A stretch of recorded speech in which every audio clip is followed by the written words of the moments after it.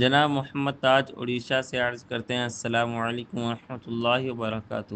کچھ لوگ قربانی میں اس طرح اعلان کرتے ہیں، لوگ اپنی رقم اجتماعی حصے والی قربانی میں فی حصہ 1500 روپے دے دیں اور گوشت تقسیم کرا دیا جائے گا۔ سوال طلب یہ ہے کہ آج کل اس طرح اعلان کیا جاتا ہے، کیا اس اعلان پر قربانی کے لیے روپیہ بھیجنا اور قربانی کروانا صحیح ہے؟ کیا قربانی ہو جائے گی؟ اجتماعی والی قربانی میں شریک ہونے کا شرعی طریقہ کیا ہے؟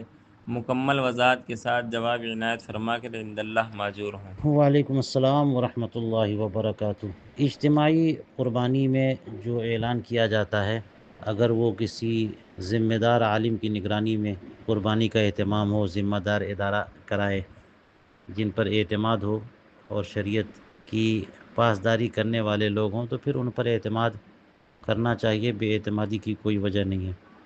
اور ایسا اعلان اگر ہو کہ 1500 روپے جمع کیے جائیں اور گوشت تقسیم کر دیا جائے، تو یہ سب اس کا طریقہ کار ہے۔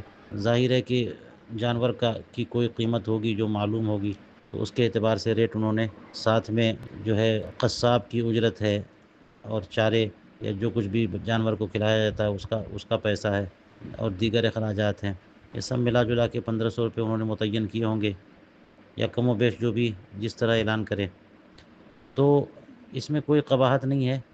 اور جو لوگ اس طرح سے اجتماعی قربانی کریں، ان کو چاہیے کہ جانور خریدنے کی وکالت دیں، پھر اس کے بعد جو جانور ان کا خریدا انتظامیہ یا مدرسے والوں یا کسی عالم نے یا عالم کی نگرانی میں کام کرنے والوں نے، تو پھر وہ زید ان کو قربانی کرنے کا بھی وکیل بنائے، اور پھر اس کے بعد وہ گوشت زید کا ہے تو پھر وہ گوشت تقسیم کرنا چاہے تو تقسیم کرنے کا بھی وکیل بنائے۔ تو اس طرح توکیل چاہیے کہ جو قربانی کا اعلان کرے تو ان لوگوں کو جو حصہ دے اور پیسہ دے، تو وکیل بنائے ان کو کہ ٹھیک ہے، ہم پیسے دیتے ہیں، ہماری طرف سے جانور خرید لیجئے اور ہماری طرف سے قربانی کر دیجئے اور ہماری طرف سے گوشت بھی تقسیم کر دیں۔